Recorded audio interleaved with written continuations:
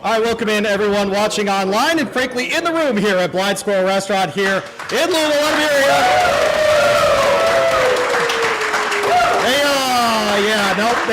They didn't do that last year, Barry, so it must be nice to be here. Barry Spears, Louie Rabaut, thanks so much for making us part of your Derby week. If you are here in person, you have these slides that are up on the television here too. If you're more of a TV person, you're certainly welcome to follow along there. You'll at least know which slide I'm talking about at least as we move along here. Barry, before we really get into this, man, thank you for being here. Thank you. Your first Derby. Yeah. All the good things. Tell the people a little bit about yourself. Because if you didn't watch, shame on you, Barry was on our Breeders' Cup show as well for BloodHorse. I've been playing the races since I was about 8 years old. I learned how to read the racing form at Saratoga, of all places, and just kind of was enamored with the game from there. Tried to read every book I could find on it, and just been playing the horses like seriously for a really, really long time. Hooked up with Louie a couple years ago. So you should be on screen for this. Yeah. Let's do that. Hooked up with Louie a couple years ago. Media's hard. We've been in a good partnership ever since. Oh, a lot of fun. Hang out with Barry every Friday on the Horse Racing Happy Hour if you want to go find us there as well. Again, thanks to everybody joining us online. Sounds like you can hear us. Okay, that's great. We got a sound check from the back of the room. Appreciate all that there as well. We're going to go through our Derby seminar paperwork here, but essentially the first question we ask every year is how did we get here, right? And so the Derby in the modern era is a very specific thing. It used to be how much money did you make in graded stakes, and you could show up in the Derby if you had amongst the most of 3-year-olds in the United States, and that could have been on the turf, the synthetic, wherever you were running, coming in to the Kentucky Derby. They run what are called prep races, and the closer the race is to the Kentucky Derby, the more points it's worth. And so if you win one of the final races, maybe a Florida Derby, a Wood Memorial, or a Santa Anita Derby, you're essentially guaranteed a spot in the Kentucky Derby. Horse races before that include things like the San Felipe out west. Before the Florida Derby is a race called the Fountain of Youth. If you win one of those races, usually you get in, but because there are automatic qualifiers from around the globe at this point, less and less of those opportunities for horses stateside at least. Best predictors for success as far as those prep races are the following. It is Florida Derby and the Santa Anita Derby, certainly most recently. The Wood Memorial, historically, a spectacular predictor of what is good about horse racing here, but only one winner since 2000. Last winner of the Wood to win the Derby, of course, Fusaichi Pegasus in 2000. And horses of both sexes can qualify for the Kentucky Derby. Only females, the fillies we call them, can run in the Oaks on Friday. We're going to go ahead and do the ABCs of betting up next here, Barry, and you and I are different kinds of bettors. Absolutely. I think that's fair to play, the different types of wagers that we like to have as part of our own personal menus here. But it's pari-mutuel, at least at this point. I think we're moving towards fixed odds in lots of different places available in New Jersey, for example, if you're watching in that state. But you're betting against other horse players. And that's the biggest difference of horse racing than, say, going to a casino or going to a sports book, even on your phone, is that you're betting against everyone else in this room. Okay, so actually I'm doing a bad job by telling you who I'm going to bet on, because you all can bet on it too and lower the price for me, for example, right?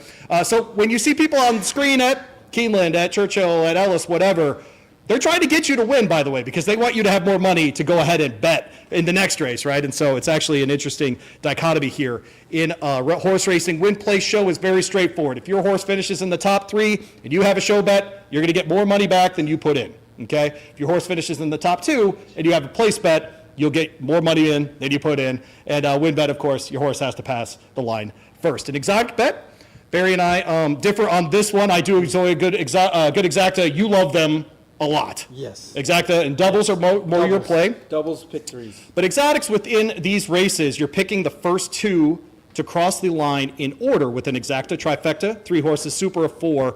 You could try the super high 5. That gets expensive quick because each combination you pay for during Derby Day is $1. Multi-race wagers include things like daily doubles, pick 3s, on up to pick 6s. And Barry, you're a big doubles player. Yes. What is a daily double? Daily double is connecting 2 horses, one in one race, and the winner of the next race. If you get both of those winners, you win the bet. That's exactly right. Pretty simple. It is pretty straightforward, and it's a very, very common one. Over Derby weekend, it is worth watching. There's like an Oaks Derby double kind of bet. You can bet the turf race on Friday leading into the Turf Classic on Saturday. I think that's a modesty going into that. And so Look for those kind of wagers over the weekend. I won't lie to the audience. I'm not a big fan of the 2-day wagers. I don't know the weather the next day. I don't know who's scratching the next day. I don't want the post-time favorite if I have a strong opinion on a long shot the next day. So I'm not a multi-day kind of guy, but certainly multi-race. I love a pick 3 on a big weekend because the fields are full, lots of money in the pools. Sometimes pick 3s can get a little tedious, but not on big weekends. Yeah, no, those are really good because a lot of the times the takeout is a little bit lower. Yep. And you'll get your opportunity to get more money back. We're going to cover 5 races on each day tonight. So we have moved on to slide 4. If you are in the room with us, we are Blind Squirrel Restaurant, by the way, here in Louisville, Kentucky. If you're coming to town for the Derby, can't suggest any better spot here in the East End than Blind Squirrel. Oaks Day, we'll go through the pick 5 leading into the Oaks, and real simple on Derby Day. We'll start with that Pat Day mile and lead into the Derby on that day. 2 grass races on each day, very, very high ones between the Modesty and the Edgewood on Friday, and the American Turf and the Turf Classic on Saturday. Barry, I think of the American Turf now as one of the cannot miss races. Elite of the cards. Is a 3-year-old turf race. We meet many of the future superstars in our sport. Oftentimes we get those turf horses around just a little bit longer than we do those dirt horses. So let's get into our personal handicapping here, Barry, as we go through here, and we will start. With the on Friday on Oaks Day with the Ali Sheba. And Barry, this was a race. Frankly, I think we were really hoping we were going to get sovereignty or journalism in this thing. Yeah, one of those two. But we got it said. We got a Grade 1 winner in Skippy and a couple of other horses that I think are kind of knocking on the door. You have Grande on top here. This is a horse that we met on the Derby Trail last year. Got hurt before the Derby, had to take some time off, back as a 4-year-old, and frankly better than ever. Yeah, I think this horse is really, really good. I think the only thing that's really stopping him or has stopped him are his injuries. Beyond that, every time he hits the track, he runs his best race. He runs very, very well. Had a good race coming back in 2026 out in February on Valentine's Day. Kind of a prep race for the next one, which was the Ghost Zapper. He won that one. He's coming into this race really, really well. I like his training pattern, and I think he's going to run a big race at a decent price. He's 8-1 on the morning line. I really doubt we'll get that kind of price. I think maybe half that or even maybe 3-1. Oh, wow. Okay. Probably all right. Second choice. Johnny V on quite a tear, had a heck of a meet at Keeneland. Certainly, Todd Pletcher, of course, doesn't miss on these days. Ships as well as anyone. Second and third for you, Barry, in this race are Baeza and Corporate Power coming in very differently here. Baeza off the layoff, got his Grade 1 last year when he was able to avoid sovereignty and journalism in the Pennsylvania Derby. But hey, Grade 1's a Grade 1. Back in this spot, I'm actually really happy to see him, if he gets, especially if he can add to that older horse division. Yeah, he's a big beneficiary of not facing sovereignty or journalism. Those were really his nemesis last year, where he couldn't beat either of those horses. And when they didn't run with him, he won. I think we got sort of the same situation here. He's probably going to run really well. I'm a little concerned of how his running style is. He does like to come from off the pace quite a bit. But he's definitely one of the better horses, if not the best horse in this race, at least class-wise. You're going to try Corporate Power in here. Jose Ortiz is riding for Steve Asmus, and this is one coming out of that New Orleans Classic. No one was touch upon a star that day. No. Joke intended. But look, massive speed figure in that one. I think he fits here as well, especially at the distance. Yeah, I mean, that last race was tough because there was a loose leader, and he had no opportunity to kind of run into it. And he actually ran well and got close.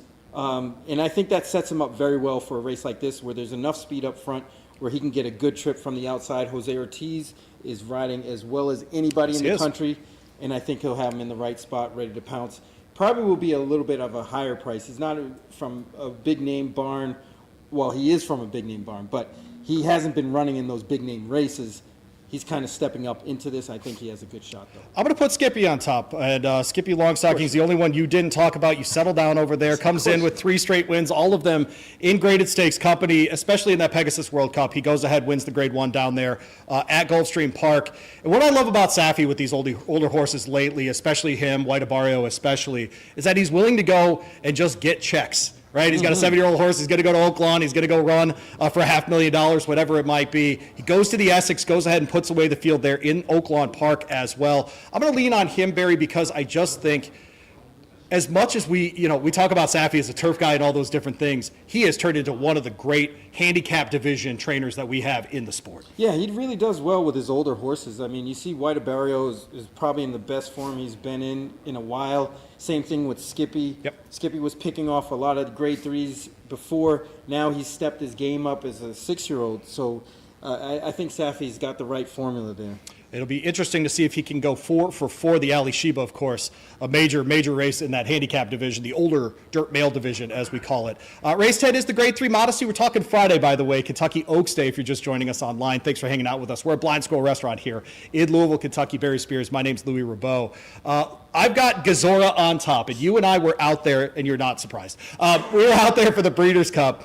And this was the horse that was the most boring of any of the horses that we watched the entire weekend.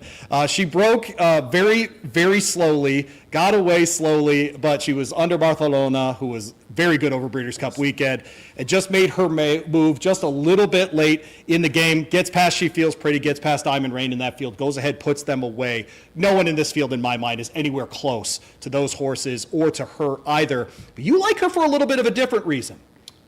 Well, sort of. You ever second in your handicapping? You like her because they tried her in the ARC, yeah? Yeah. I mean, she was running the really, really big races overseas. The ARC is one of the most prestigious races in the world. Didn't run well that day. Correct. But just the fact that they thought well enough of her to be in there says a lot, especially as a filly. But I think we can get around her on Friday. On top, you have Catherine Marissa. She'll break right next to Gazora in the 5. Yeah, I think the real reason I like this horse is, A, they're getting a hot rider in Jose Ortiz. Plus, I think Catherine Marissa can get the jump on this horse and get to the lead before Gazora does. And that might make all the difference as far as, finishing this race off.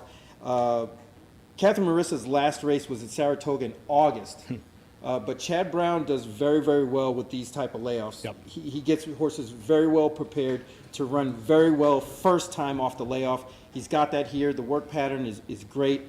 And I think this horse is ready to step up and win a race like this. Catherine Marissa's only stakes win in the state of Kentucky, at Kentucky Downs of all places. So there you go. But she is absolutely part of the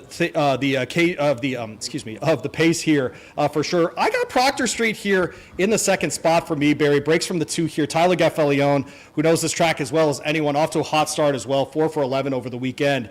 He'll pick up the mount here from John Velasquez, but before that was aboard in the Cardinal. And before that, in an optional claimer. So this horse has won a stakes race at Churchill Downs before. I think we'll get all of the 6 to 1. Yeah. I think that number is absolutely going to happen. She was second last out in the Hillsborough, which is a grade 2 event there at Tampa Bay. A little bit of a different kind of layout of that track as well, using the chute to come out there.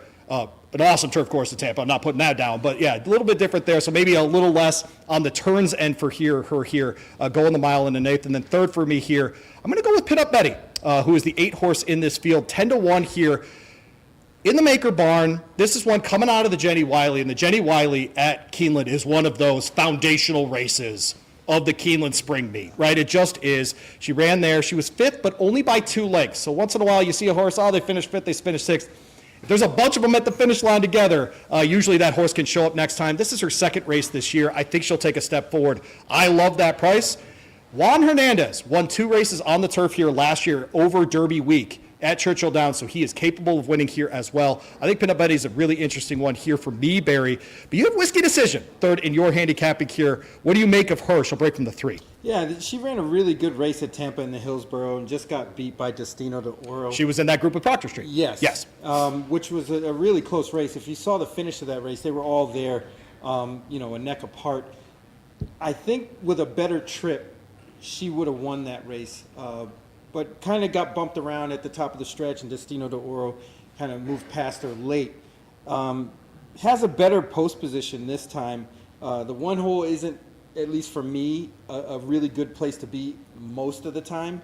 Just depends on the situation, but I would rather not. She gets off the rail, gets IRAD this time, another Chad Brown horse who's 3rd off the layoff this time, but should run very, very well. Whiskey Decision picks up Irad Ortiz Jr. for the first time in her career. Flavian Pratt taking Gazora in this race. No surprise there. Both of them traded by trainer Chad Brown. The La Troyenne is the big filly and mare race on the weekend. A grade 1. It'll be race 11 on Friday. We're going a mile on the 16th here, Barry. We are running for $1 million because that's what we do in Kentucky now. But this is a fascinating field here too, Barry, and I think you have to make a decision in my mind is, are you taking someone that's in form right now or someone coming off a layoff? You're going to run with Chase in here, came back running off of a layoff, so you're going to take someone second up here. Yeah, this is one of the angles I tend to lean on a little bit, especially with younger type horses.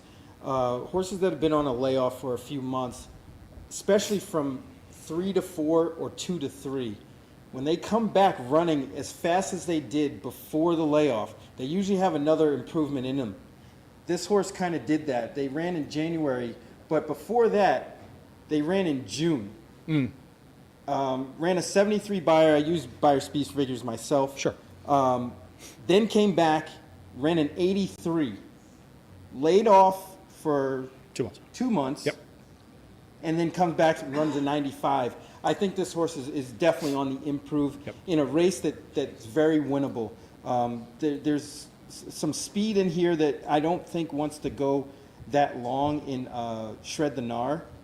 So there's lots of targets to run at, and I think Chasten might be able to get a good trip here and win at a decent price. We'll probably get most of that 6-1, if not higher than that. This is very inside mind of Spears. I have to live this every Friday. It's delightful and terrifying, but this is how he handicaps.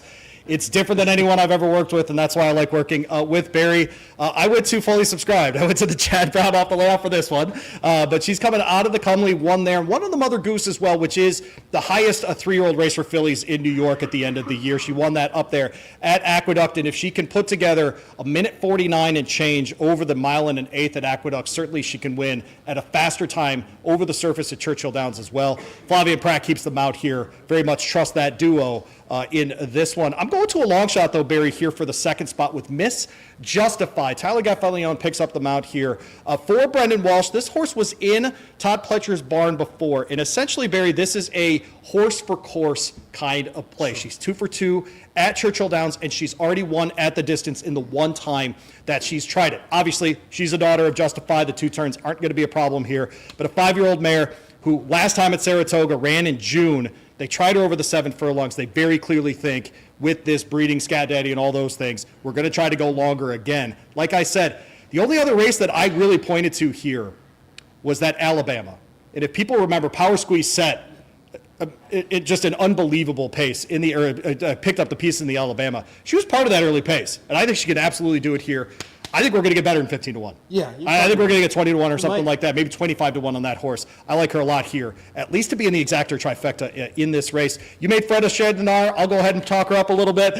She was in the Royal Delta last out. Didn't do much, frankly. But before that, did win here at Churchill Downs in the Shaluki. Before that, as well, ran over the mile in a 16th. Also at Churchill Downs and also winning. So if you were worried about the 2-turn thing for whatever reason, I don't see it as a problem at all. Daughter of Into Mischief, all those things. I think she's going to be able to get the distance, but you have real questions. Yeah, I think that competitively, when she sees horses, I don't think she wants to finish as well as she usually would and gets brave on the lead when she's by herself. There's some other speed here from the outside that should get in her way. Snow White, the 10 horse, should be out there winging it just with Shred the Gnar, and that might be enough to make her collapse, and that's what I'm kind of hoping for here. Danny Gargan trains Snow White, local guy from Louisville, based in Saratoga now. His dad once won the Kentucky Oaks as a jockey. How about that? Interesting. You like I that? didn't know that. You like that, don't you? Yeah, You like that. A little knowledge on a Tuesday. Why not? All right. Louie Nugget. Louie Nugget, that's exactly right. We'll go ahead and move on to that Edgewood. And on both days, if you're unfamiliar with the cards on Oaks and Derby Day, the 3-year-old filly race on the turf is right before the Kentucky Oaks, which is the 3-year-old filly race, of course, on the dirt. Tomorrow we'll have the American Turf. Actually, earlier in the card, the Turf Classic is right before the Derby, the older horses. But we have both of those races over the 2 days. The Edgewood this year, Barry, It's a great race. It's a fantastic race, and I am just excited to see this one. You and I went back and forth last night as we were finishing up our notes for this, and this was the race I think we spent the most time on that wasn't the Kentucky Derby, of course, just because of the number of entrants in that race. This one's so fun. You land on Just Aloof, the 5. You think she was pointed here. Yeah. If you look at her race in the Appalachian, there's quite a few horses in here from that race. She got stuck inside and didn't get the best of trips, but it didn't look like, she really was trying to go all out. And on top of that, the race was a little bit strange. It collapsed, and Storm's Wake won at 21-1, way on the outside. Just blew by that horse. And she went from last to first in a mile race. Very unusual, yeah. Yeah, and Lion Lake was there too. But it just looked like this horse is going to be pointed to this race. This was the target all along. They ran a much improved race off the layoff that I just mentioned. Ran an 87 after running a 73, which was their previous highest buyer. There's another jump up. I think they're going to get a great trip. This is the horse actually on Friday, I think, is the most likely winner. There you go, 8-1 for Barry. His play of the day on Friday is Just Aloof here in race 12, the Edgewood on Friday. Appreciate Barry sharing that, and I don't know why that just did that to me, but we will go back anyway. You also like Dan Donna here. That's a Saffie Joseph trainee. She's been on the turf a couple times. Looked good both times. Yeah, I think she's on the improve. Saffie does really well with these types of horses. When they're really rapidly improving, he manages to get them into the winner's circle. He did it out in Tampa in the last time in the Florida Oaks. I think they can pair up those kind of numbers and get a good trip. Getting Jose Ortiz, you'll see that theme a lot because he's been riding very, very well. I'm sure a lot of people were trying to vie for his services. He ends up on Dodonna after Pratt rode this horse last time at Tampa. There's no drop-off there. Training well, I think this horse is going to give a good account of herself. I just thought the number might be a little bit lower than we would want. You and I both have Imagination, the lady, in our handicapping. I went ahead and put her on top for Brendan Walsh and Tyler Gaffalione here, second in that Appalachian. And she did much more work, frankly, other than Storm's Wake, of anyone in the race, right? And so I do think actually getting a little bit, half a furlong here, matters for a horse like this. I think getting a little bit of added distance at Churchill Downs will be a good thing for her. And so I'll go ahead, I'll put her on top in this race. I went to the aforementioned Lion Lake next. Johnny Velasquez keeps them out here. She was also excellent in the Appalachian, which is one of the great indicators of how these 3-year-old fillies are going to run this year. If they are good at this point, we'll see them in many of these races, eventually at Saratoga, places like that as well. This is the kind of horse I expect to be there. I'll counter you a little bit. I like her more than your 8-1 pick at the same price. I'll put it that way. Okay. I think they're pretty similar fillies, though. Yeah, actually. they actually ran right next to each other in that race. Most of the race, yeah. You know, it's kind of splitting hairs a little bit, but I think Chad Brown might have the one. There you go. And I landed on Just Aloof as well there in the third spot. We'll move on to the Kentucky Oaks. This is the BloodHorse Derby 152 seminar. My name's Louie Rabaut. He's Barry Spears. Thanks for hanging out with us. We're at Blind Squirrel Restaurant right here in Louisville, blindsquirrellouisville.com if you want to check them out. If you happen to be coming to town here for Derby this year. The Kentucky Oaks, of course, race 12 and very late at night, and everyone in this room is very angry about it. I've been told. My text line tells me every day how mad people are. I'm very happy that the Oaks will be after 8 o'clock this year. It is the Grade 1 Kentucky Oaks. They're running at 1 1/8 miles. At Barry, this is one of those races that all of us in horse racing look forward to every single year. It's one of those days that we look forward to every single year. Who you got in the Oaks, man? Yeah, this race in particular, this Kentucky Oaks is very, very wide open to me. I think there's plenty of horses. More than half the field really has a shot to win, depending on kind of what happens. But I do think that Meaning might have a little bit of an edge. This horse ran really well in the Santa Anita Oaks, and I think the speed and versatility of this horse is going to go a long way.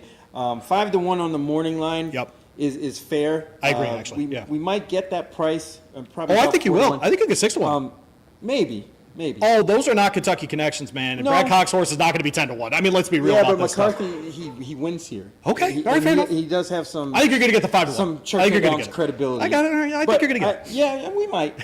I hope so, for our sake, because I like this horse. Yes, you do. Again, another one. If you look at the past performances, ran on Halloween, and didn't come back until February of this year, and came back running. So they ran a 77 on Halloween, came back February 6th or 8th, and ran a 79. So you see they came back running similar to what they were doing before the layoff. Yep.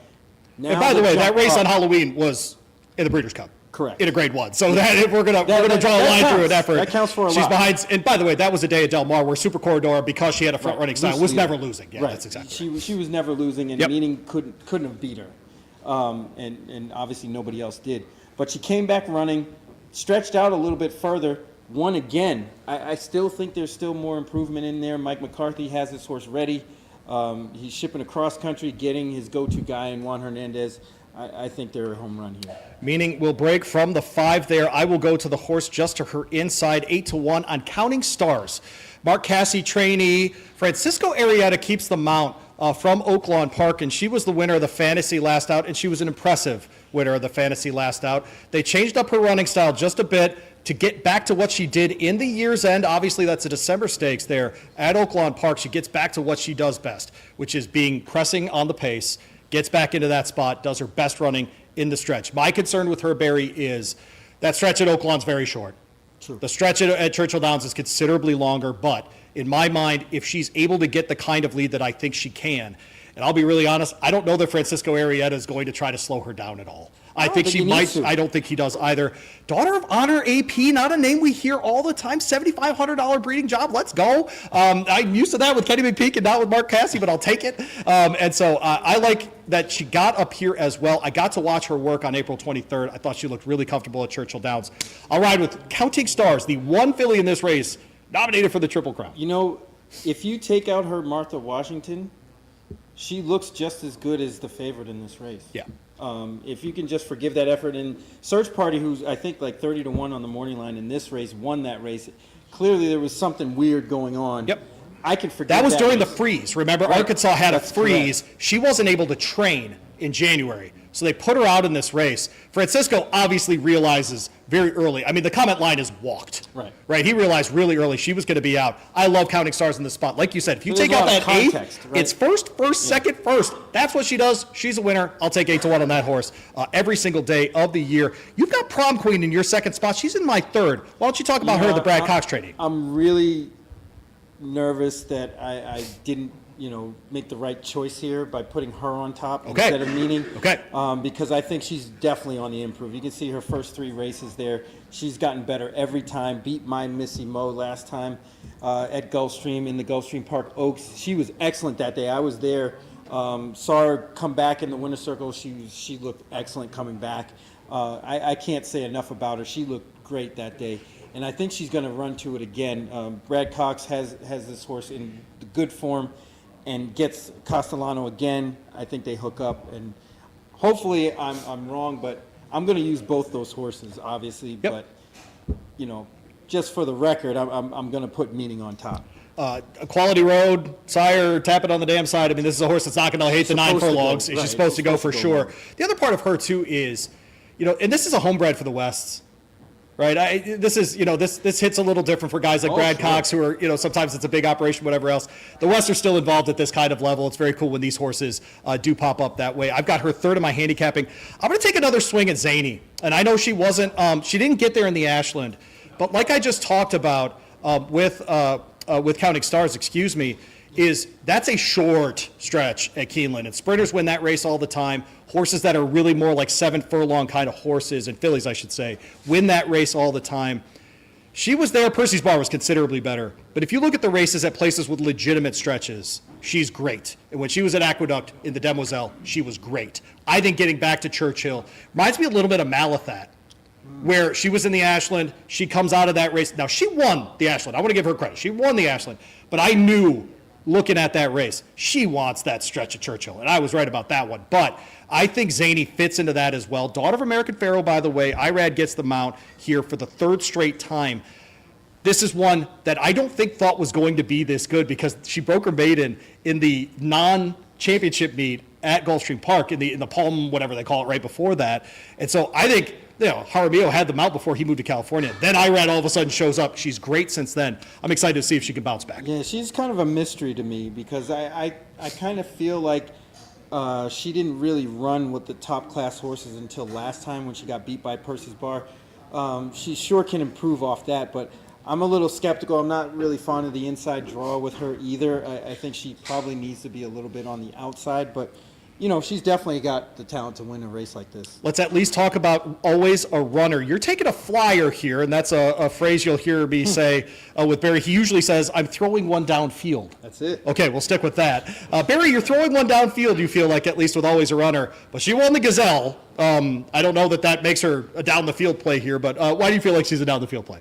Again, Chad Brown with these rapidly improving horses, he does so well with these types. That's why you're seeing these horses with only 2 starts in races like this. Yep. He's a very good judge of talent. This horse showed it twice, once with Lasix, once without. I think this horse has a chance at a decent price. Again, getting Jose Ortiz. I don't know. They just need to work out a trip, but I think they're talented enough and maybe flying a little bit under the radar to get in the number like the Super or the Tri. I have Explorer in the last spot. I only have two things to say. Baffert, Pratt. That's why we'll move on. All right.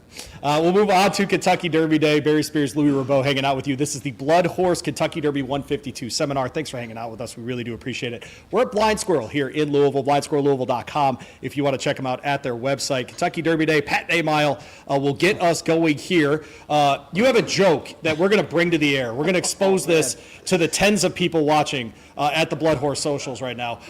You have a Pat Day Mile joke with your daughter. Yes. I love this so much.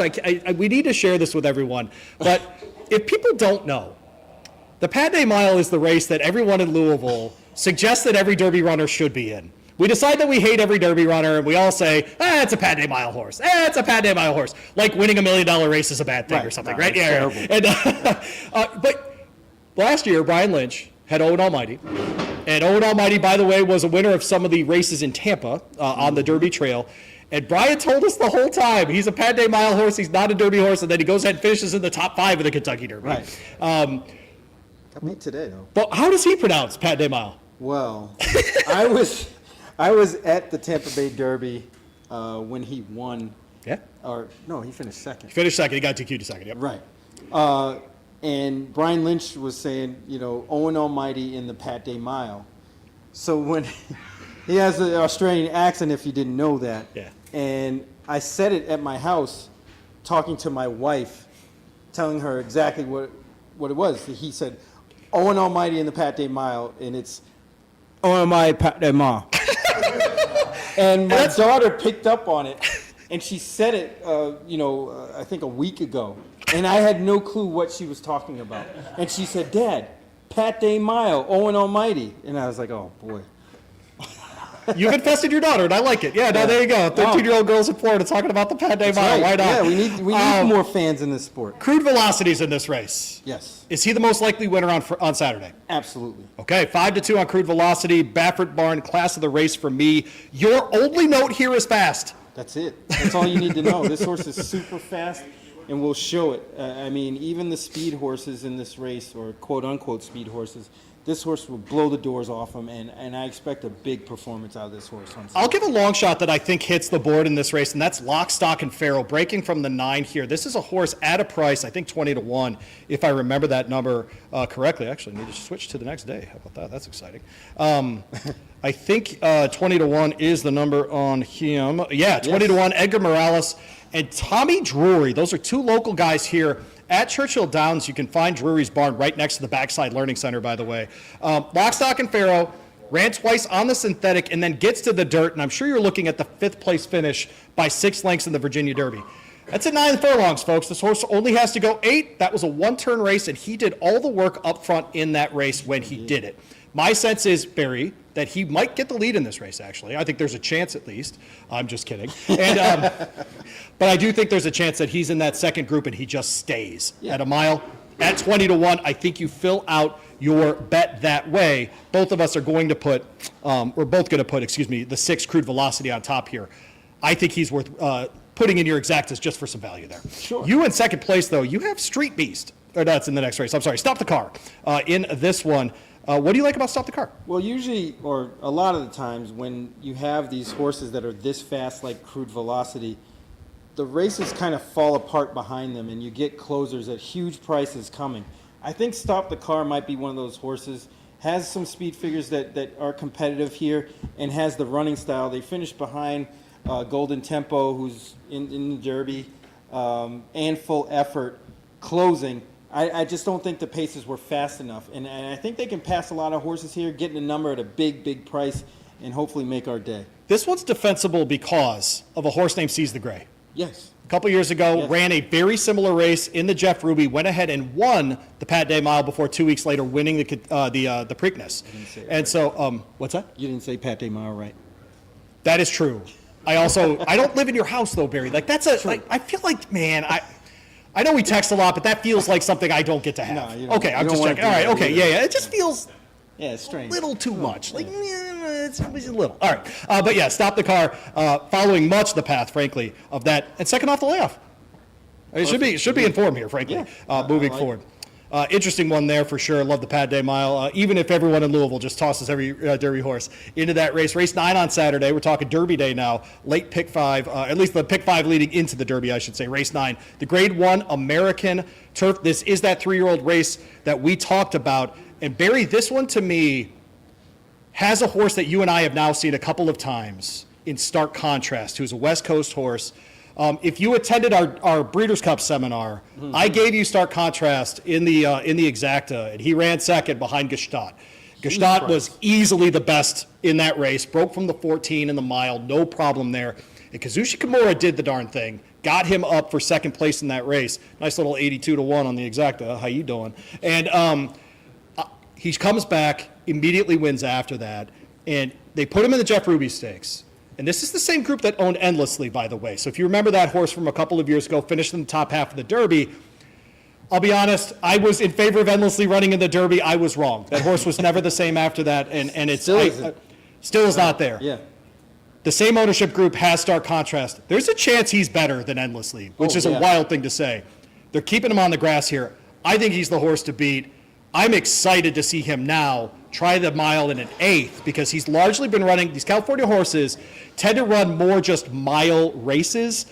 We're going to have to step up to 9 furlongs here, but I think this is the class of the field for sure. Total prep there in the last at Turfway.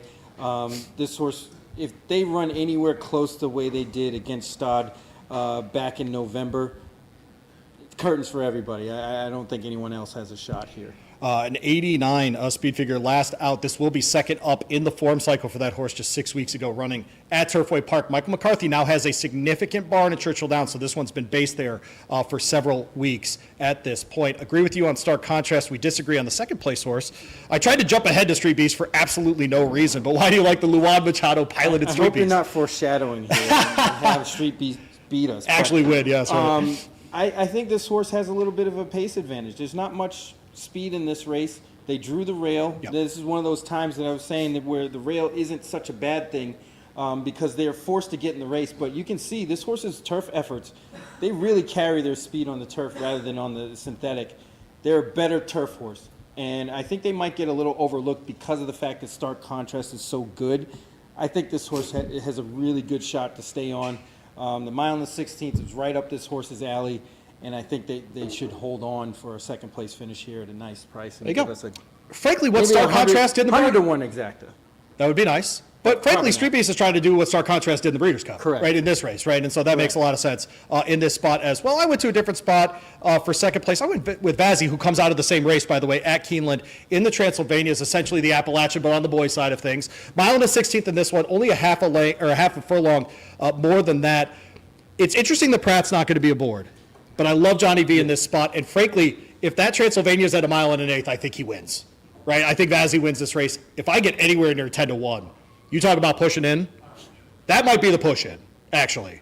If I get 10-1, I know Star Contrast is a better horse, but that might be a push in, actually, to try it at least. This is starting to feel, I'm overthinking this one, Barry. This is starting to feel like one of those races where I put a couple of horses I think can win in first and Star Contrast second just because he gets caught or whatever, gets caught in traffic, whatever. He runs second in this race and work out the exacta that way. Once in a while, you can get lucky with those kinds of wagers. But Vazzy, for me, is just a winner, man. He's good in that first attempt in graded company, gets to try it again here. I think he'll take a step forward as well. I'll try and remember Mamba on the outside, too. And this is, if you're seeing the 12 post and wondering about that at Churchill Downs, at this distance, the horse will be fine. He'll have enough time to get to that first turn, get into position under Jose Ortiz. It's a closer anyway, Barry, so if he's in the 3-path, 4-path, whatever it might be, I think he'll be just fine. Did win in the Transylvania last time for Cherie DeVoe and Jose. Those two together, just absolute dynamite together, and so really do trust the two of them at Churchill Downs as well. Blinging it back, though, for you in the third spot. Yeah, we're going to throw one downfield. I think the 3, blinging it back, has a good shot here. Now, you're going to have to hear me out because you'll see back in June of last year, this horse ran a pretty good race against a horse named Mythical, who came back the other day and won pretty easily in a stake race. Then they faced Obliteration, who's another horse that was pretty precocious and ran well at Saratoga in the Sanford. Then they faced Ted Nafi, who was the 3-year-old champ. 2-year-old, sorry. Yep. 2-year-old champ. Yep.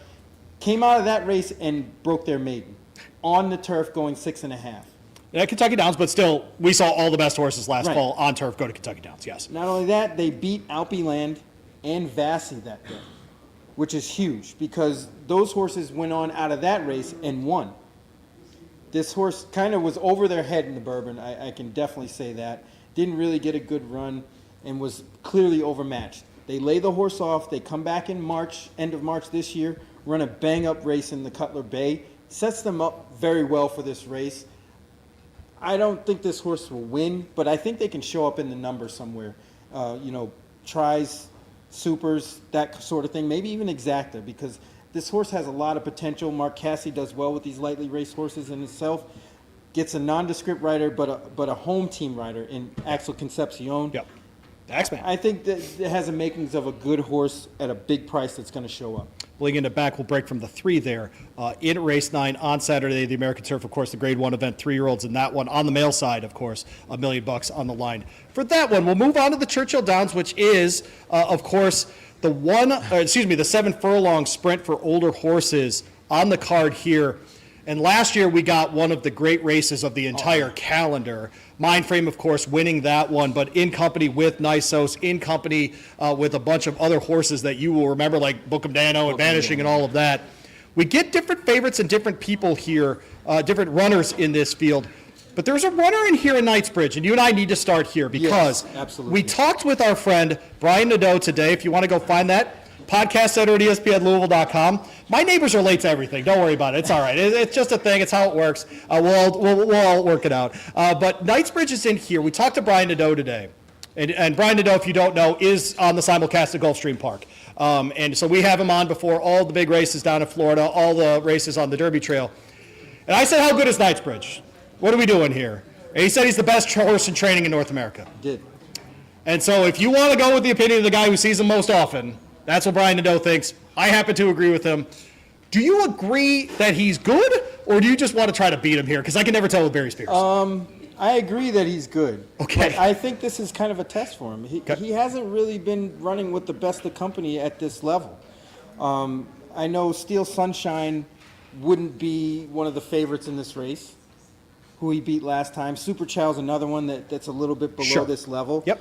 And by the way, all 3 of those are grade 3s. Horses. I mean, those are all grade 3s. I agree. Yeah, he's putting a hurting on these horses, and he's doing what he's supposed to do. But I think it might be tough because there's some other speed in here. He's going to really have to do some running and do it early, which scares me, and I think other horses can pick up the pieces here. Okay, I'll put Knightsbridge on top of the 6 horse here in the grade 1 Churchill Downs. You're going to go a different direction here. You're going to try Crazy Mason 15-1. Greg Sacco trains. Manny Franco's going to ride here. Are we going deep inside the mind of Spears here? A little bit. Okay, all right. Strap in. Time to go inside the mind of Spears. Barry, what you got? Honestly, this horse really has been waiting for a good setup since they won the Carter last April. We were at that race, and I picked that horse that day. Yes, you did. Hasn't really done anything since, but hasn't gotten a good setup. And you'll see, this horse comes running every single time. Every single time. This is the best pace scenario that they're ever going to get. Yep. And if they don't win here, they'll never win. But I'm willing to tag along at 15-1, getting Manny Franco back on this horse who won in the Carter that day. Yep. I think this horse is sitting on a really good race, especially after that last one. Manny Franco into ride, as you mentioned, was aboard also in the Forego. This is a horse that finished third in the Forego by a length and 3/4. Just needs a setup. I think you're probably right about that part. I will not have Crazy Mason in my handicapping, but Barry, after that is imagination for both of us. We'll break from the 7 here. Flavien Prat gets the mount. Bob Baffert trains. This is one that just went to Saudi and won the Riyadh Dirt Sprint at Abdulaziz there. And but this is one that we both saw when we were out at Del Mar in November, run a really bang-up race behind a horse that no one was beating that day in Ben Tornado. We're definitely not holding that against him. Yeah, you really can. It's hard to hold races like that where there's a loose leader who just runs off and nobody has a shot. I like to, or tend to, put a line through those efforts and look at other when things are more equal and on equal footing with this horse. But he's run great every single time, including that time against Ben Tornado. I'm surprised he got as close as he did. Honestly, as fast as Ben Tornado was that day, he got a 105 buyer himself. Yep. So came out of that, went overseas. Usually people tend to fade horses coming from Dubai or Saudi. Yeah, the Arabian Peninsula bump, I call it, yes. Right. But I think this horse has been given enough time, and clearly Bob Baffert, I'm not going to question him about anything. So He brought Nisos back last year on a 13-month layoff, almost won the Twice. darn Churchill Downs. I mean, like that. No, Right. these are legitimate things for sure. When he ships to Churchill, he's not playing around for sure.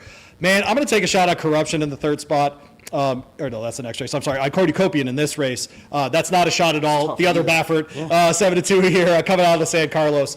Usually that speed at Santa Anita Park holds up at Churchill.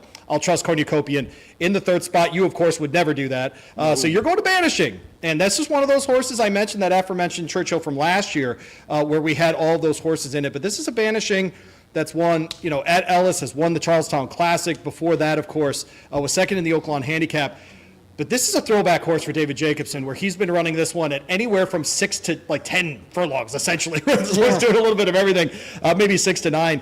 But goes overseas, does win the Godolphin Mile, right? Comes back here, 12 to 1. What are we doing, right? yeah, it's kind of a gift and a curse that he's that versatile with the distances. Yeah. I think he was running a little bit too far, going a mile and an eighth, and they tried it a few times mixed in there, and it sort of muddies up his form. If you put a line through those efforts and look at his one-turn efforts, he's much better at one turn than he is two. I think he's sitting on another good race. This horse runs well every time on the track. Gets a sort of setup here. I mean, I want this pace to be sub 44. And you love the effort last time for sure there Absolutely. in the Godolphin Mile, of course, at Meydan in Dubai in the United Arab Emirates. Race 11 is the Grade 1 Turf Classic. This is your chance at the double before the Kentucky Derby. My name's Louie Rabaut. He's Barry Spears. We're doing the BloodHorse Kentucky Derby 152 seminar. Barry, another cool race. These turf races always turn up great on these days. And I think there are a lot of different ways to go. You landed on Corruption on the inside at 15 to 1. John Velasquez keeps them out here after a near miss in the Pan American. But I think it's worth pointing out that horse was on the lead. That race was at 12 furlongs. Only has to go 9 here. Big difference there. Can this horse get the lead in this one? Absolutely. Johnny V's definitely got to step on the gas and get to the lead here. Being in the one spot, this is another one of those situations where the one hole is perfect for a horse like this because they're not going to be blazing fast out of the gate, but they need to be in front of everybody else. The cutback to the mile and an eighth makes a lot of sense here. Farbridge was lucky to run this horse down on that day. I was at Gulfstream that day, and I thought Farbridge really got lucky and kind of fell into that win. Corruption should be better. Second time off of the layoff since November.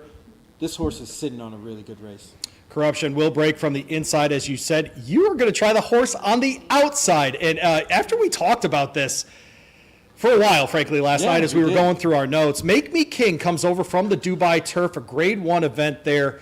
I mean, Doyle gets the mount in that one. You see the jockeys that have ridden this horse in the past. Wins a mile race there in Qatar at Doha as well. This is a horse running. If you take those Middle Eastern races seriously, this is a horse been running at the very top of that group, but also has a win at Pontefract in Great Britain as well, as run at Goodwood, those kinds of places. You think this might actually be a softer spot for him? Yeah, it very well could be. I think this horse, I mean, the old sort of mantra is that the horses from Europe are better than our turf horses here. And if we remember that and keep that in mind, this horse might be able to just run these horses off their feet. He's been very good in international competition. I think maybe the mile and eighth is the only question. Yeah, I agree. This horse seems more like a miler, I but agree. they usually can stretch out that extra eighth. And I did. You know, the post position really doesn't bother me here. Getting Jose Ortiz, again, remember that was the theme. I imagine he's going to have a good 2 days, Friday and Saturday. But this horse might be just better than the rest of these horses. Third in yours is Gold Phoenix. You and I do a show every Friday about Southern California racing, and this is a horse we talk about a lot because he's super consistent. He shows up every darn time. He loves distance. Is 9 too short for him? Probably. Okay. Probably. And, Yeah. and it's going to be tough. Hector Berrios and Ride, though, we both really like him on the turf. He's great on Yep. the turf. Yep. The only problem is I think the pace scenario doesn't favor Gold Phoenix. He needs more of a setup. I don't think the pace is going to be blazing up front.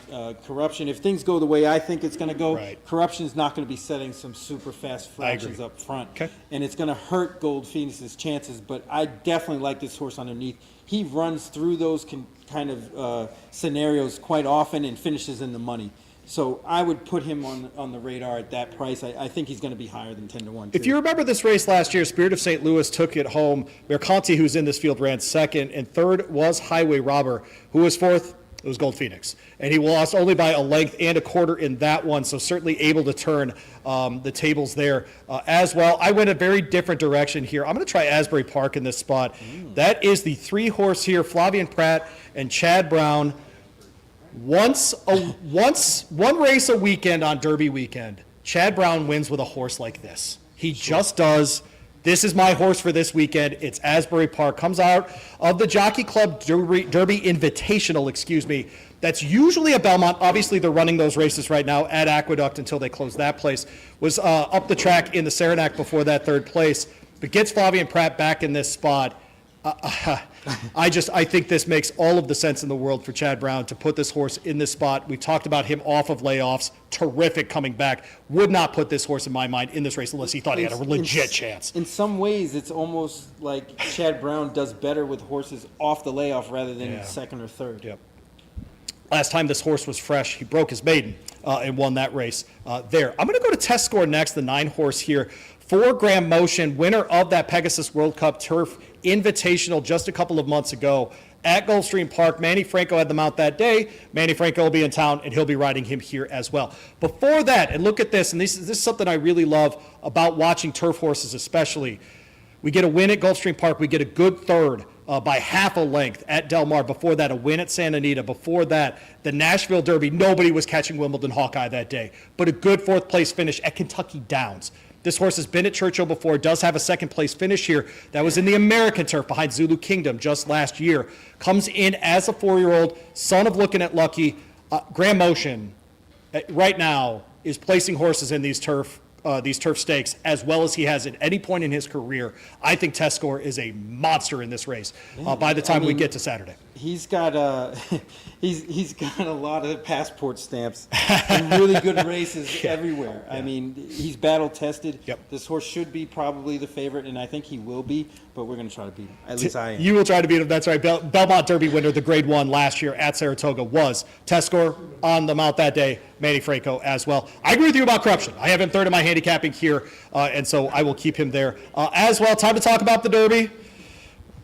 Here we go. We will go horse by horse for this one. If you're joining us online, thank you so much for hanging out with us. Louie, Rabaut, Barry Spears. I don't know why I pointed at you as though They didn't know. they didn't know. Unless there's a It's just a little different, but yeah, it's all right. The Grade 1 Kentucky Derby, of course, $5 million on the line here. 4 3-year-olds, boys and girls invited to this one. Only boys this year on the dais. And so, Barry, let's go horse by horse here, and we're going to start on the inside, and that is the story of the Derby at this point. True. Is Renegade, who won the Arkansas Derby very impressively, draws the inside post. It's been since I was in kindergarten, and I have 4 children. And I have a 16-year-old. Let's put all that out there, okay? That a horse broke from the 1 and won the Kentucky Derby, okay? Going to be very, very difficult. What do you make of Renegade? I'll say this. If there is a horse and a jockey that can overcome the post position, this is probably as close as we're going to get to that, whatever that looks like. I am very skeptical of it. I hate the 1 for them. I talked with trainer Todd Pletcher yesterday. He kind of shrugged it off because this has happened now 3 times in the last 6 years to him. Mm-hmm. And so he had to kind of just shrug it off. New Gate, though, do you give him a shot? I'm going to say no. Okay. As talented as this horse is, and honestly, I saw this horse run in the Sam Davis, and I told Louie this yesterday. That horse finished up better than any horse that I've seen on this Derby trail. Drawing the 1 is really the kiss of death. I learned my lesson from this a couple years ago with Known Agenda. I liked that horse, drew the 1 hole, got completely wiped out at the start, had no chance. Irad could do it, but would you want to do that at a short price as a gambler? I doubt it. Renegade will break from the 1. Todd Pletcher and Irad Ortiz Jr.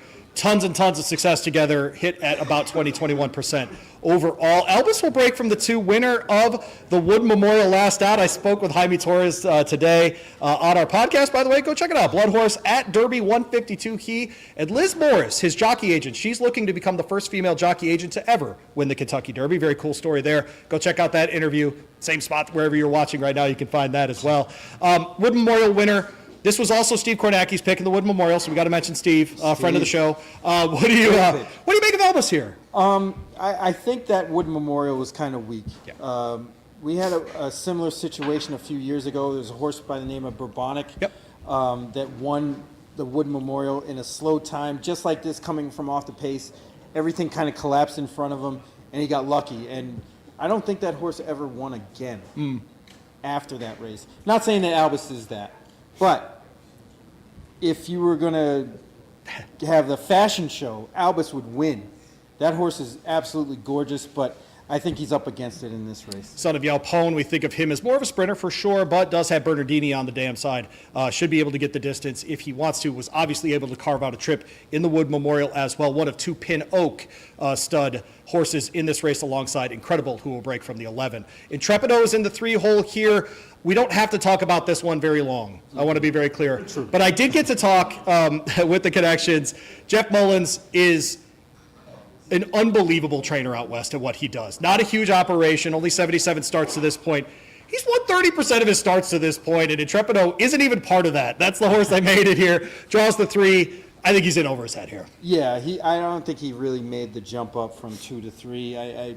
He ran okay against Plutarch in the Lewis, and then kind of got thumped against So Happy and Potente. I think he's a little over his head, like you said. Blinkers on, not a great angle in the Kentucky Derby. Litmus test will be throwing them on Martin Garcia, who we all remember from Citizen Bowl last year. I will get them out here. Bob Baffert trades, of course. Yeah, crazy to pick against Baffert. I'll do it here. Yeah, I'm going to have to do it as well. Really looks like just a pace factor, especially getting blinkers on. I really want this horse to set the pace and be on the engine to set it up for the horses I like. Yeah, Right to Party will break from the 5. Kentucky guy Kenny McPeak here, of course. Chris Elliott gets them out. They have been connected for 3 of his 4 lifetime races, all of them at Aqueduct at this point. And Barry, you talk about coming out of the clouds. Mm-hmm. This was the horse. I'll call it right now. If he wins, he's the Rich Striker this year. Yeah, that makes total It'll be sense. from out of the clouds. He'll be 70-1 by the time we get to the Derby. There's your Rich Strike. If you're looking for the next Rich Strike, I think it's Right to Party. Yeah, I think you're totally right. They only have one chance and one way to go, and that's what they're going to do. It's tough when It's what he did in the Wood Memorial, frankly, is weave in and out of traffic and try to make a race of it. It's tough with a rider who's in this race for the first time, doing something like that. If he was up close, it might be a different story. But I think Right to Party is up against it, but could, with the right trip, end up in the Super or the Super High 5 or the Super 8 now, right? Yeah. The Super 8. I think I stayed there once. Yeah. In Baltimore for the Preakness. Not a good idea. All right, so Commandment.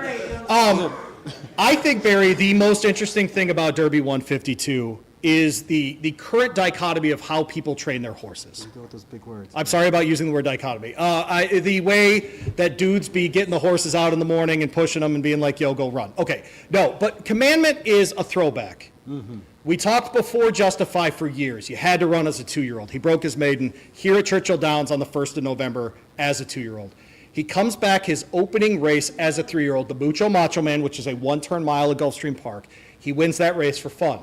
He comes back at the Fountain of Youth at 1 mile and a 16th. He wins that one. So he wins a grade 2. And then he wins the Florida Derby.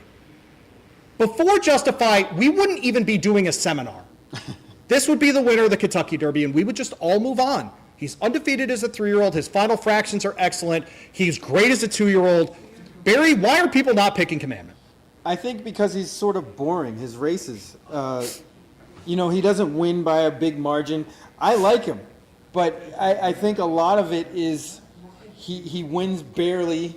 Those last two races where he got his best speed figures, he won by a neck and a nose. He's kind of a grinding type, and I don't really believe that his running style is really fit for this kind of race. Because if he gets stopped, I think he's done.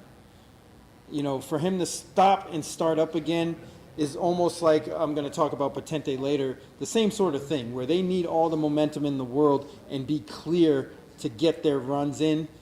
It's possible Louie Size is one of the best in the business, but I'm going to side at a shorter price elsewhere. Commandment will be in every single one of my tickets if you are watching out there, America. Dan and Bourbon will break from the 7, is one of the Japanese runners in this race, and one of the great things that's happened in our sport the last half decade or so is the infusion of dirt runners from the Japanese, and this is absolutely in that group. Big change here, though. This is a Keeneland grad, man. They bought this horse here in Kentucky. That's why his name is Dan and Bourbon, but he has run all of his races there in Japan. Winner of the Fukuryu last out. I love that he comes out of a race with 10 other horses, or 9 other horses in it, at least a pretty big field here. Goes ahead and wins at 1 1/8, only has to stretch out a little bit. I think of the 3 international qualifiers here, I think the most likely winner. Yeah, well, he also won a race at 1 3/16 as well. I mean, those horses, it's clear that this horse was bought with the intention to come to this race. I agree. Son of Maxfield, you saw him win in high-level stakes at Churchill Downs before. Right, and they thumped a field of 16 horses right out the gate. Yep. To me, that counts for a lot. Then, every time, nobody's been close to them. Of course, they don't have the experience here, but I also think that the way they train horses out in Japan is very conducive to the running style here going long. And I think this horse fits for the distance. I'm going to throw this horse in a lot of exotics underneath. So Happy is the Santa Anita Derby winner. That is usually very good news, but he is a son of Run Happy. Questions about the distance until the aforementioned Santa Anita Derby. Sorry for using the word aforementioned. We were out there for the San Felipe together, and he was not able to get the mile and a 16th that day. We obviously saw another Derby pretender, who we'll talk about in Patente, win the race that day. But for me, Barry, this one's really interesting because we saw him put it all together. And are you in the business of betting against Mike Smith at a big spot? It's tough. It's tough. You got to second guess yourself. But I think So Happy, they may have gotten a pretty wide trip that day. Okay. When we saw him in the San Felipe. That's true. And it wasn't conducive. You see how he came back, turned the tables with a much better trip. Not that it was even Mike Smith's fault that day. I think this horse has a lot of upside. So Happy will break from the 8, as I said. Mike Smith gets the mount there. I haven't seen a thing, by the way, since the horse has been here to not like. I love that horse puts in a minute flat kind of work, and everyone goes, oh, why isn't he working well? What are we talking about? He's working just fine. So Happy he'll be just fine on Saturday. Yeah, he'll be fine. The Puma, or as you call him. The Puma. That's exactly right. We'll break from the 9 here. Gustavo Delgado trains, this is very similar connections to Mage, who won the Kentucky Derby just a few years ago. Also a second-place finisher in the Florida Derby. I think, Barry, and this is your top pick. Yes. In the Kentucky Derby. It is. The Puma. The Puma. As the kids call it, I think. Why do you have the Puma on top? 2 reasons. The last 2 races, the Tampa Bay Derby and the Florida Derby, this horse got terribly wide trips and ran on well in the stretch. They won the Tampa Bay Derby. They got up to win that one. And I think they got a little bit of a not so in shape Further Ado. And in the Florida Derby, they just got beat a nostril by Commandment when they had another exceptionally wide trip when Commandment got a pretty good And on trip. 3 weeks rest. Yes, on 3 weeks rest. Sets them up very well for this. Their last work, April 18th, was nice down there at Gulfstream. He's been on the track here. I thought he looked pretty good. They weren't going to try to work this horse because of the timing, but I think they're coming in the race the right way. Those 2 terrible trips that they still ran well in, they get any kind of trip in the Derby, I think they win. I think it's worth mentioning, too, so many horses have come out of the Tampa route this year and been really, really great. If you watch the Bluegrass, you watch Further Ado, just absolutely romp on that field. The Puma beat him in the Tampa Derby, man, and so this is a horse that has beaten quality horses before, and so it's not as though he comes in without those. Wonder Dean has been here the longest. My colleague, Sean Collins from BloodHorse, is his best American friend. Go to Twitter. Wonder Dean comes out every day and sniffs Sean's face. It's actually pretty darn adorable. I won't lie about that. He'll break from the 10. Sakai's back here. Taka Yanagi, who's been here before as well, the trainer of this one. UAE Derby just doesn't do it for me. I'm going to toss on this one, but Cool horse, I guess, if for Sean purposes. Listen, Yeah. the Japanese horses haven't run badly in this race. That's exactly right. Was it Teal Password? Red 5th? Right, he Yeah. got sawed off, and he probably would have been in the top 3, if not second, for it not the trouble he got into. So I wouldn't totally discount horses like Wonder Dean finishing, 4th in a super high 5, that kind of thing. The price is going to be there for sure. The other Pinnock stud horse in here will be Incredible. He'll break from the 11. Riley Mott's first Derby, no problem. He's got 2 starters. Must be nice. Jaime Torres, his first mount in the Derby, he did win the Preakness just a few years ago with Seize the Gray. So he has high-level success before. If you toss the Gulfstream Park race there in the Holy Bull, this is a horse with a lot of good form. One-turn race, though, at Colonial. Do you care about that? Yes, absolutely. I just don't think this horse is fast enough. Okay. I know he's running good. His last race was pretty good on paper. I just don't think he beat much.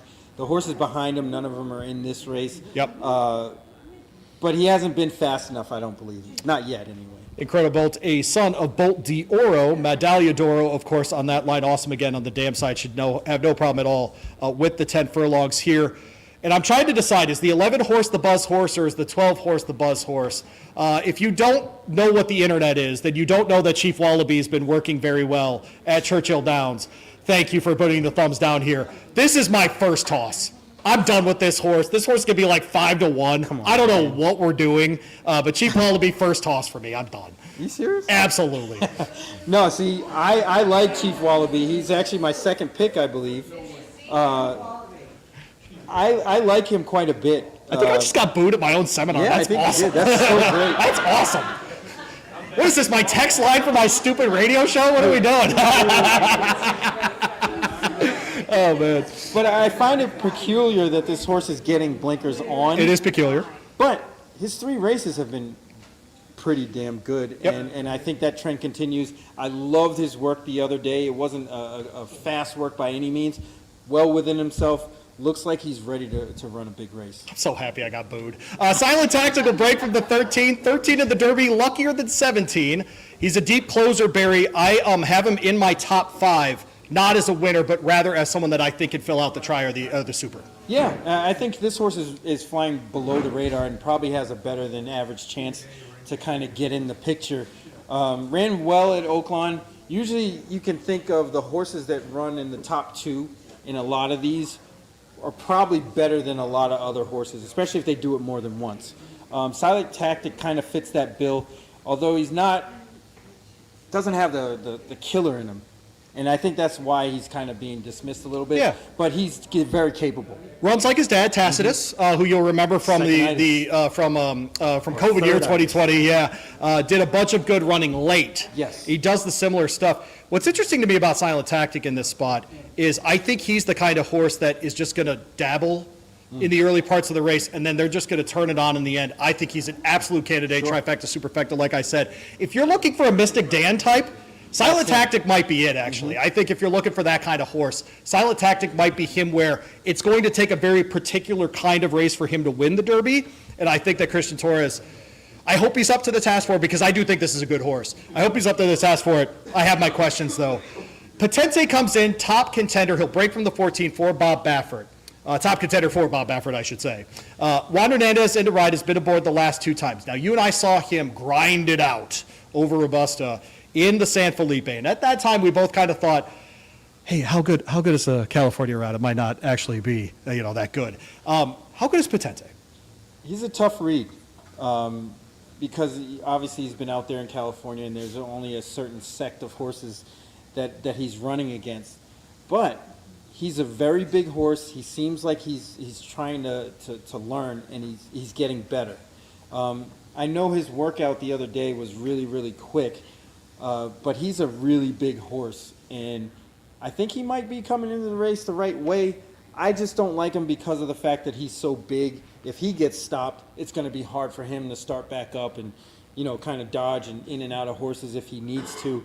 If he's going to be on the engine, I don't think that's his best race either. So I think he's just in a tough spot here. I think they tried something in the Santa Anita Derby knowing that this horse was going to qualify for the Kentucky Derby and put him on the lead just to see if he would like it. Because let's be honest, that's what Bob Baffert likes to do. He comes from a quarter horse background. He likes to play come catch me if you can with his trainees. There's no way Potente's getting the lead in this race. He's going to come from off the pace. He's second in my handicapping. I think he's a major contender in this race. And a son of Into Mischief, I don't have to tell you that story either. Awesome again on the dam side. I think he's totally set up in this one. I have him in my exacta. I can see that. Emerging Market will break from the 15. And when I talked earlier about Commandment, this is the opposite of Commandment. Okay? Commandment runs as a 2-year-old. He wins as a 2-year-old, sweeps his races as a 3-year-old. Now, Emerging Market has that part at least. Yeah. He's undefeated as a 3-year-old. He's only ever run twice, Barry. I'm going to take a swing here. I'm putting Emerging Market on top in this Derby, and I'm putting Potente second. 3rd-time starter, 4th-time starter. I think Chad Brown is weirdly confident about this. And here's the stat everyone needs to hear tonight. Everyone look at my face. Flavien Prat has been in 12 Triple Crown races. He's been outside the top 4 once. This horse is not missing the board. He is too talented, and Flavien Prat is way too good at this. He got freaking Country House to second place, people. Come on. We haven't seen him okay? since. Yeah. And then Country House started coughing, apparently. Okay? No, we're not doing this. Flavien Prat's the best big race rider that we have in the Triple Crown right now. Emerging Market is my top pick in the Derby. I can't believe I'm doing this. I can't believe he has a lot of potential, and you know, it's hard with these kind of horses because they could be any kind. I mean, honestly, this horse could win the Triple Crown, and you had it right in front of you the whole time. Son of Candy Ride, they kind of do everything. Empire Maker on the dam side should not have a problem with the 10 furlongs. Ran and won in the Louisiana Derby, which is the longest of the North American preps for the Kentucky Derby. Pavlovian will break from the 16. We did not see him in California, even though he is the Calbred in this race. He wins in the Sunland Derby over Express Kid, comes back, second place finish behind Emerging Market, but neck and neck, frankly, in that stretch. He's got 10 races under his belt. Do you like that coming in? Yeah, I like that a lot. That's actually the main attractor here. Is he has the most foundation of any horses in here. He's run 10 times. A lot of those going long in the last 5. So this horse should be very fit coming into this race. It's just a matter of him being good enough. I think he might be. If Louie is correct, Pavlovian is just as good as Emerging Market. Sure. In running style, everything fits. Just needs the trip. Edwin Molinado for out here. I think he's going to try to be a little bit forwardly placed, which is probably a good thing. I think Six Speed's going to try for the lead, Barry. Yeah, I think they're going to try to get him out front and just say, come and catch me if you can. I said try. Does he get the lead in this race? No. I don't think so either. Does he win this race? Definitely not. Okay, we move on to Further Ado, the winner of the Bluegrass. At Keeneland, at grade 1 there, he won by 709 lengths. It's a stakes record, whole thing. We were there. Yes, we were. He also comes out of that Tampa Derby, where the Puma won, and out of the same route there at Tampa that we got Renegade out of, okay? And so this is what's so interesting to me is trying to figure out which path to Churchill Downs was the best one this year. Tampa seems to be it. Right. It really does. Really. Seems. We'll find out Saturday for sure. Further Ado, a worthy, probably second or third favorite in this race, if not the favorite by the time we get to post. Yeah, I think they might be favored. That's where I'm going with it. But I remember I told you before the Bluegrass that I thought that Further Ado ran the best race in the Tampa Bay Derby, despite losing. And then we saw what we saw in the Bluegrass, and that was excellent. I'm just worried about this horse topping out before the big race. I would think with that 106 buyer that this horse has going into this race that they'll come down I off think so of too. that. That's where I'm at. And it's a matter of how far can they go down in buyer number or speed figure Sure. and still win the race. I tend to think the post might be a little bit of an impediment. So I'm going to try to fade this horse but keep him in the money. Golden Tempo, Cherie DeVoe. You mentioned Jose Ortiz. We buying I it? was there. No. Okay. I think this horse peaked a little too soon. Okay. Ran a really good race in Lecompton, Lecompton and kind of fizzled out, and they don't hasn't been what they thought they had. I think the wild card of this race is Full Effort coming out of the Ruby. Brad Cox trains. You get Tyler, a guy that knows this course. You have to trust the synthetic form. But, Barry, this is, as we talk about 3-year-olds, this is a horse that's just getting better with every race. The 9 furlongs was such a welcome thing for him. By the time he got there, he clearly could have gone 10 furlongs back. In March, I was there for this race. He was uber impressive. One of Irad Ortiz's 3 rides in winning rides in 100-point preps this year. Tyler picks up the mount here, man. This is another one that I'm really fascinated by. Yeah. It seems like the longer the better for this horse. Yep. And I don't think the 20 post is really an impediment at all. Just because of the running style, I think they're going to have to be crafty with what kind of trip they're going to carve out. But I think they can do it. Especially, in my opinion, this horse was the second fastest closer to Renegade. Yep. The way that horse finished up in the Ruby was really, really strong. Yep. I like the turf the synthetic to dirt angle, especially first time. The horses tend to pop a little bit. Full effort is definitely interesting. Full effort out of the Brad Cox barn, one of his trio of runners in the Kentucky Derby, as you see on the sheet in front of you.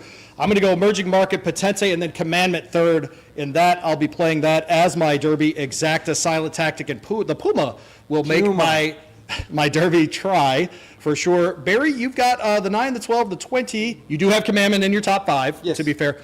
Danny Berman, you're taking a shot, though. Yeah, I'm going to get that horse in the number. I think as far as stamina goes, I think those horses might have a little bit of an edge on ours. All right, we will go ahead and wrap there. My name's Louie Rabaut. He is Barry Spears. You can catch us all week on ESPN Louisville.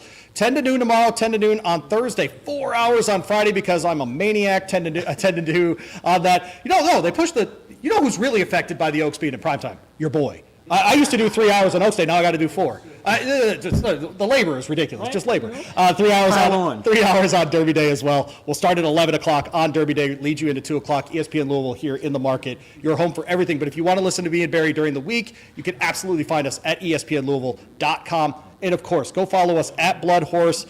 BloodHorse.com, all the good things there. Spotify, YouTube, wherever you get your pods. Sean Collins and I out there every single day putting together the Kentucky Derby 152 BloodHorse at that, following up on the success of our Breeders' Cup series. I'm very proud of what we put together so far in the Derby series, so please go check it out. Like I said, really proud of it, and Sean's been doing a great job. Barry, happy Derby, buddy. Happy Derby. Thanks for doing this. Thank you, everyone, for being here. We appreciate you very much.